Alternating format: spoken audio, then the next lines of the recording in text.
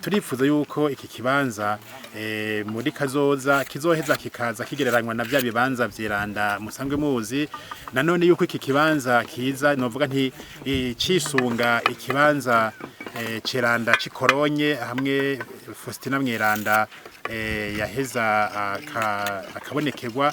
Turazi yuko muri Polonye hariyo ikibanza ceranda c'ikigongo c'Imana cisunga ico kibanza, natwe tukifuza yuko hirya yejo tuzosanga ahantu hameze neza, mbere hafise niyo sanamu yo muri Polonye canke ibindi bibanza vyeranda za Mugera n'ibindi kibeho.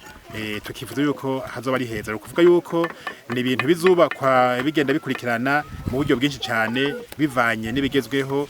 No kuvuga uw'Imana yahezagiye nuko umunsi ntavyibutse ngo nzane nimero ya compte isanzwe yaruguruwe yo kuri iki kirimba, ariko uwo bikenera yoheza akatubaza tukayimubwira kuko iriho Ngozi muri diyoseze compte yitiriwe ikirimba cy'ikigongo c'Imana.